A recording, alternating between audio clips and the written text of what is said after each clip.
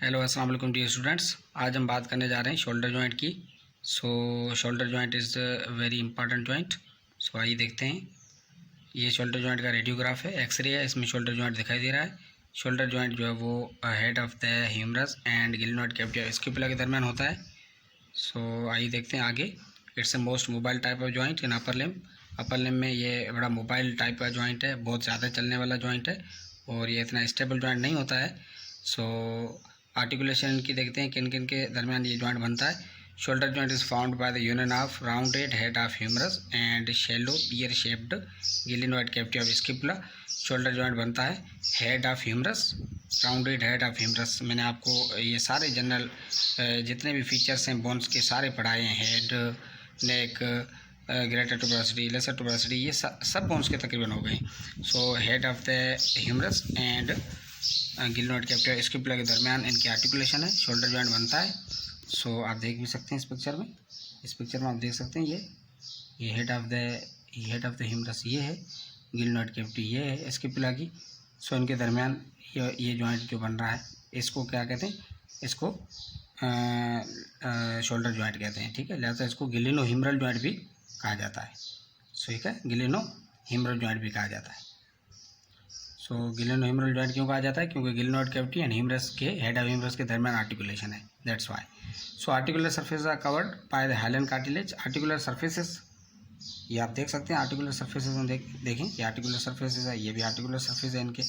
इनके articular surfaces जो किससे कवर्ड है? हाइलन कार्टिलेज से कवर्ड है। उसके साथ साथ गिलिनोइड कैविटी के अंदर इनसाइड एक जो है वो फाइब्रो कार्टिलेजेस, ठीक है, एक जो है वो फाइब्रो कार्टिलेजेस की रिम होती है जिसको लेब्रम कहा जाता है। वो गिलिनोइड कैविटी के अंदर होती है। वो गिलिनोइड कैविटी को क्या करती है? डीप करती है। ठीक है, क्योंकि गिलिनोइड कैविटी शैलो होती है तो अल्लाह अलमाइटी ने हमें गिलिनोइड कैविटी के अंदर ये चीज़ भी दे दी है, फाइब्रो कार्टिलेज रिम, जिनको लेब्रम कहा जाता है। सही। आप देख सकते हैं। और ये जॉइंट इतना स्टेबल नहीं है, ठीक है। और इस जॉइंट के पास हेड ऑफ ह्यूमरस जो है वो 3 टाइम्स लार्जर है देन गिलिनोइड कैविटी। आपने फर्स्ट ईयर में इंटर में ये क्वेश्चन पढ़ा होगा। ठीक है, 3 टाइम्स जो है वो लार्जर है हेड ऑफ ह्यूमरस। गिलिनोइड कैविटी जो है वो शैलो है, लेकिन गिलिनोइड कैविटी के अंदर लेब्रम होने की वजह से गिलिनोइड कैविटी थोड़ी सी डीप है। इस तरीके से इसके पास भी कैप्सूल होता है और कुछ लिगामेंट्स होते हैं और कुछ मसल्स होते हैं जो कि सपोर्ट कर रहे होते हैं शोल्डर जॉइंट को। उन मसल्स को हम रोटेटर कफ मसल कहते हैं। शोल्डर जॉइंट पे वाइड रेंज ऑफ मूवमेंट्स होती हैं, ज़्यादा मूवमेंट्स होती हैं। ठीक है, extension, flexion, extension, abduction, adduction, ठीक है, circumduction, lateral rotation, middle rotation, सारी मूवमेंट्स तकरीबन जो है वो होती हैं इस पर। ये साइनोवियल जॉइंट है, बाल एंड सॉकेट वैरायटी है। हेड ऑफ ह्यूमरस बाल की तरह है, गिलिनोइड कैविटी सॉकेट की तरह है, तो ये बाल एंड सॉकेट वैरायटी का साइनोवियल जॉइंट है। इस जॉइंट के पास भी कैप्सूल होता है। इसका कैप्सूल थिन होता है और थिन और लैक्स होने की वजह से यहाँ पे ज़्यादा मूवमेंट पॉसिबल है, लेकिन इसका कैप्सूल थिन होता है। इसका कैप्सूल जो है उसको मजबूती मिलती है। It is strengthened by the tendon of rotator cuff muscles. Rotator cuff muscles जो रोटेटर कफ मसल होते हैं 4, आगे मैं आपको बताता हूँ, उसका फार्मूला है सिट्स। ये चारों रोटेटर कफ मसल के जो टेंडन्स हैं वो इस कैप्सूल को मजबूत कर रहे हैं, स्ट्रेंथन दे रहे हैं। कैप्सूल अटैच कैसे होता है? It is medially attach with the margin of glenoid cavity. जाहिर सी बात है, मीडियली गिलिनोइड कैविटी होती है तो गिलिनोइड कैविटी के मार्जिन से अटैच है medially. And laterally attach with the anatomical neck of the humerus, और laterally anatomical neck of the humerus से अटैच है। ये आप इस कैप्सूल को देख भी सकते हैं। ये कैप्सूल है, fibrous capsule, medially glenoid cavity से and laterally anatomical neck of the humerus से ये अटैच है कैप्सूल। अब पूरा कैप्सूल आप देख भी सकते हैं। ऊपर ये कैप्सूल ये लिखा हुआ है, देखिए फाइब्रस कैप्सूल, ये पूरा कैप्सूल है। और इस तरीके से ये जो है it is medially attach with the margin of glenoid cavity, medially glenoid cavity के मार्जिन से, और laterally with the anatomical neck of humerus से अटैच है। ये इसकी कैप्सूल अटैचमेंट है। ठीक है, ये आपको ध्यान में रखनी है। और इसके बाद रोटेटर कफ की मसल जो मैंने आपको बताए थे वो 4 मसल्स हैं। ठीक है, आप देख भी सकते हैं, supraspinatus, infraspinatus, teres minor and सब स्केपुलर्स। इन चारों मसल्स को हमने 1 बाय 1 पहले पढ़ा है। सब मसल्स को इनकी ओरिजिन पढ़ी है, इनकी इंसर्शन पढ़ी है, ये सारे मसल्स हम लोगों ने पहले ही पढ़े। इस मसल को याद करने का आसान तरीका ये है, सिट्स इसका फार्मूला है। क्या फार्मूला है? सिट्स इसका फार्मूला है। ये आप देख रहे हैं यहाँ पे ये गिलनोइड कैविटी दिखाई दे रही है, हेड ऑफ ह्यूमरस नहीं दिखाई दे रहा, ठीक है। इसका ये लेटरल व्यू से इसकी पिक्चर ली गई है। ये मसल्स क्या कर रहे हैं? इस जॉइंट को स्टेबिलिटी प्रोवाइड कर रहे हैं। ये इन मसल्स की ओरिजिन इंसर्शन है दोबारा, ठीक। कहाँ से निकल रहे हैं ये अब आपको याद आ गया होगा कि इनकी ओरिजिन इंसर्शन हम लोगों ने पहले ही पढ़ चुके हैं हम लोग। सुप्रास्पाइनेटस है, इंफ्रास्पाइनेटस है, टीरीज माइनर एंड सबस्क्यूपुलर्स है। इनकी ओरिजिन भी पढ़ी है, इनकी इंसर्शन भी पढ़ी है, इनकी एक्शन भी पहले हम लोगों ने पढ़ी है और नर्व सप्लाई पढ़ी है। फिर भी ये चार्ट मैंने यहाँ पे डाला हुआ है। इसके बाद इस जॉइंट के लिगामेंट, इस जॉइंट के बाद गिलेनो ह्यूमरल लिगामेंट होता है, ट्रांसवर्स ह्यूमरल लिगामेंट होता है, कोरेको ह्यूमरल लिगामेंट होता है एंड एक एक्सेसरी लिगामेंट होता है जिसका नाम है कोरेको एक्रोमिनल लिगामेंट। अब इतने लिगामेंट होते हैं इस जॉइंट के पास। Glenohumeral ligament are 3 weak bands of the fibrous tissue, ठीक है। ये 3 बैंड होते हैं इस जॉइंट के। गिलेनो ह्यूमरल जॉइंट के कितने बैंड होते हैं? 3 weak bands of fibrous tissue. वो क्या करते हैं? Strengthen the front of the capsule, capsule के जो अगला हिस्सा है उसको मजबूती देते हैं। और ये लिगामेंट किन जाहिर सी बात आपको पता है लिगामेंट तो बोन्स के दरमियान होगा, तो ये किन किन के दरमियान होता है? ये होता है गिलिनोइड कैविटी, गिलेनो ह्यूमरल लिगामेंट का नाम से जाहिर है कनेक्ट द गिलिनोइड कैविटी को कनेक्ट करता है किससे? हेड ऑफ ह्यूमरस से। गिलिनोइड कैविटी को कनेक्ट करता है हेड ऑफ ह्यूमरस से, ठीक है। आप इस लिगामेंट को ढूंढें कहाँ पे? गिलेनो ह्यूमरल लिगामेंट, ये वाला गिलेनो ह्यूमरल लिगामेंट है जो गिलिनोइड कैविटी को हेड ऑफ ह्यूमरस से मिलाता है। ये वाला लिगामेंट गिलेनो ह्यूमरल लिगामेंट है, सही है। उसके बाद है ट्रांसवर्स लिगामेंट। ट्रांसवर्स लिगामेंट क्या करता है? स्ट्रेंथन द कैप्सूल, कैप्सूल को मजबूती प्रोवाइड करता है and bridges the gap between the 2 टिब्रोसिटी, दोनों टिब्रोसिटी के दरमियान पाया जाता है और यहाँ पे होता है, ठीक है। इस पिक्चर में क्लियर नहीं है, आगे वाली इस पिक्चर में ट्रांसवर्स ह्यूमरल लिगामेंट क्लियर है। ये वाला देखें, ग्रेटर ट्यूबरासिटी लेसर ट्यूबरासिटी के दरमियान वाला, ये इसको कहते हैं ट्रांसवर्स ह्यूमरल लिगामेंट। समझ में आ गया? ये 2 लिगामेंट हो गए। अब हम बात करेंगे कोरेको ह्यूमरल लिगामेंट की। Present on the superior aspect of the joint, joint के ऊपर वाले एस्पेक्ट पे होता है, सुपीरियर एस्पेक्ट भी होता है। स्ट्रेंथन द कैप्सूल, कैप्सूल को मजबूत करता है, सही। अब कैप्सूल को मजबूत करता है, ऊपर से कैप्सूल को मजबूत करता है and present between the root of coracoid process to the greater tuberosity of humerus. किनके दरमियान होता है? नाम से जाहिर है कोरेको ह्यूमरल, यानी coracoid process of scapula and to the greater tuberosity of humerus, इनके दरमियान होता है कोरेको ह्यूमरल लिगामेंट, सही है। तो आइए देखते हैं कोरेको ह्यूमरल लिगामेंट कहाँ पे? ये है इस पिक्चर में, देखें coraco humeral ligament. Coracoid process of the scapula से निकल रहा है और greater tuberosity of the humerus पे आगे लग रहा है। ये लिगामेंट हो गया। इसके बाद हमारे पास है एक्सेसरी लिगामेंट जिसका नाम है कोरेको एक्रोमिनल लिगामेंट। अब नाम से जाहिर है किन के दरमियान होगा? Coracoid process of scapula and acromion of the scapula. Coracoid process and acromion के इनका डायरेक्ट ताल्लुक नहीं है इस जॉइंट के साथ, तो लिहाजा इसको कहते हैं एक्सेसरी लिगामेंट। सो किन के दरमियान है? Between the coracoid process and एक्रोमेन।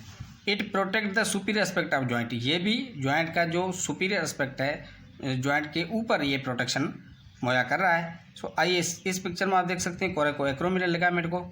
आप इस पिक्चर में क्लियरली कोरेको एक्रोमिनल लिगामेंट यहाँ पे दिखाई दे रहा है, देखिए कोरेक्वाइड प्रोसेस से निकल रहा है, एक्रोमेन प्रोसेस पे आके लग रहा है, ये वाला कोरेको एक्रोमिनल लिगामेंट है।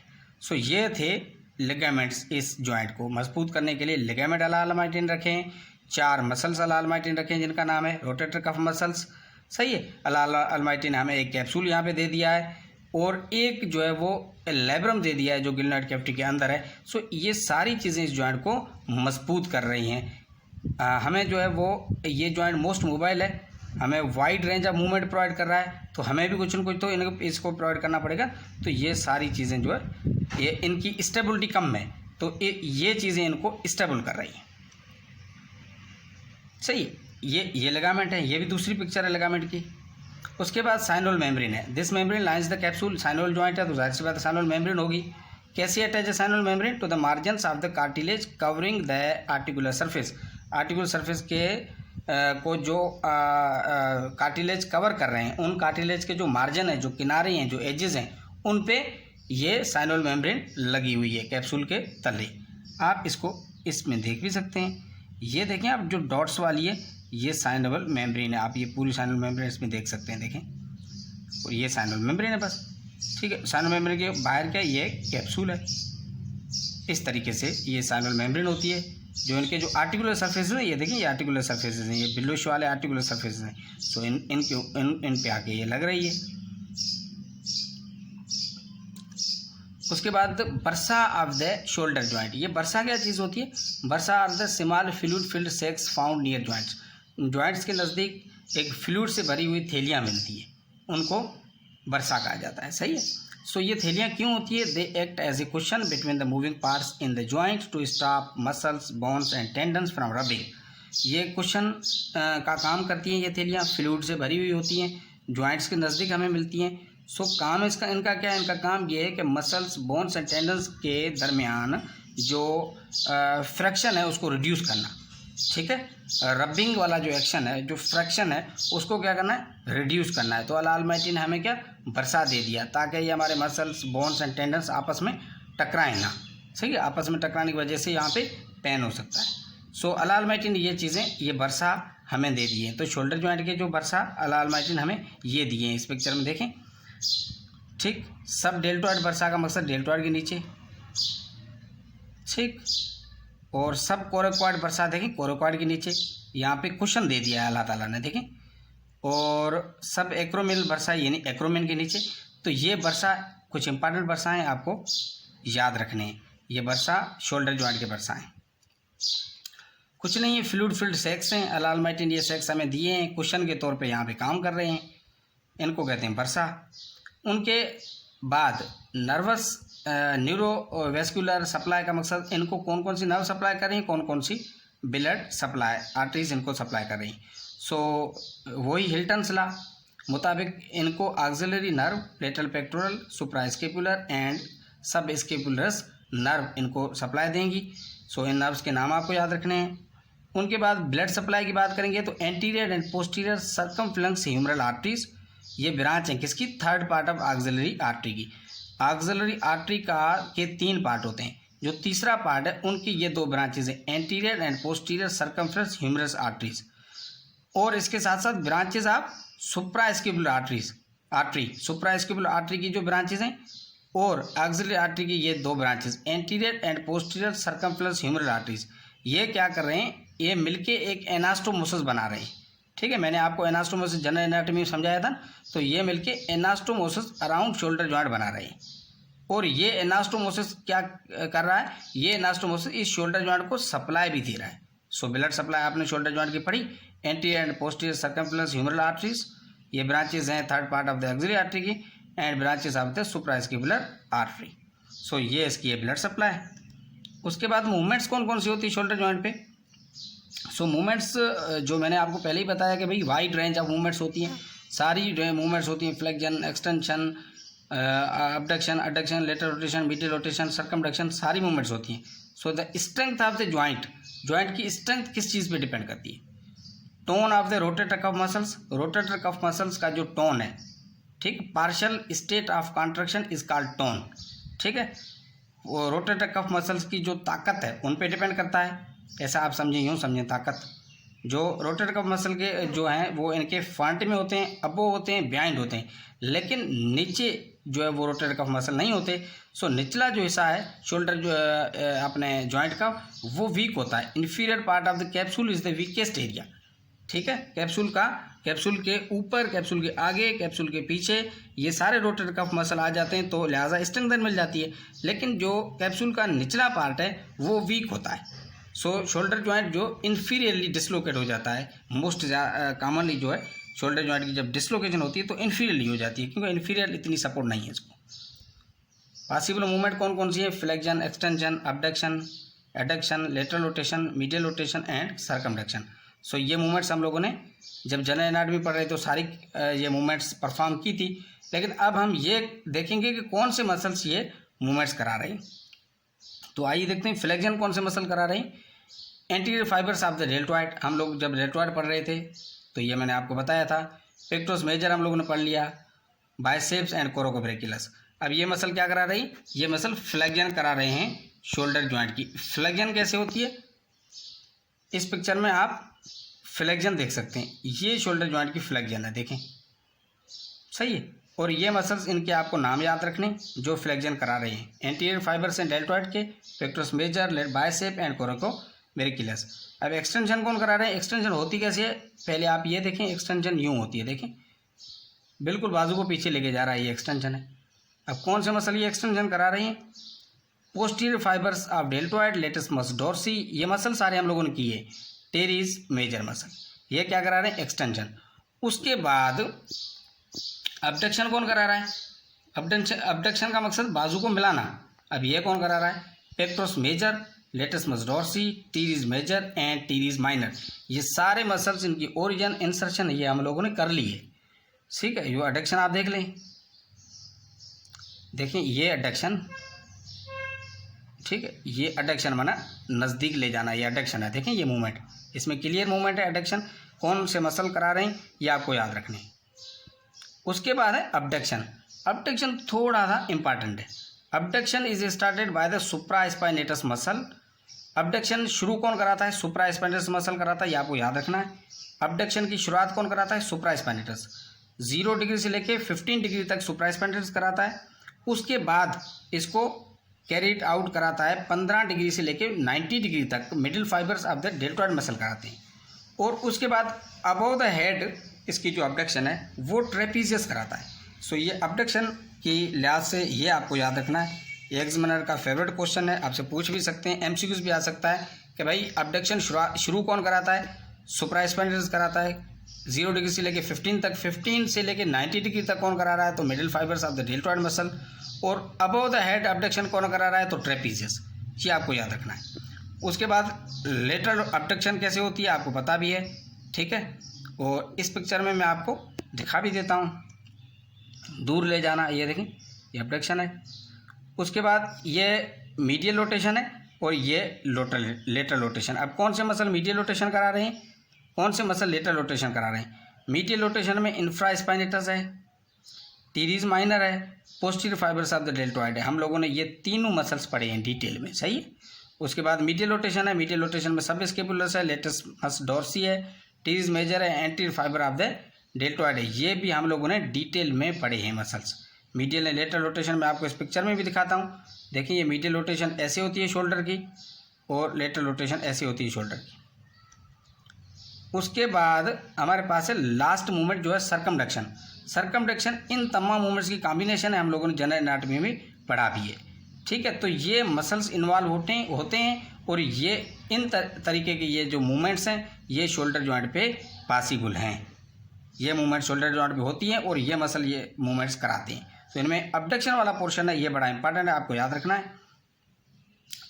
और इसके बाद ये मूवमेंट्स आप सर्कमडक्शन इस पिक्चर में देख भी सकते हैं, ठीक है। उसके बाद शोल्डर जॉइंट के रिलेशन, माना शोल्डर जॉइंट के आगे क्या है, पीछे क्या है, ऊपर क्या है, नीचे क्या है, ये रिलेशंस अगर आपको याद रहे तो ठीक है, वरना इन्फीरियर रिलेशन जो है वो आपको याद रखना है, बड़ा इंपॉर्टेंट है क्लिनिकली।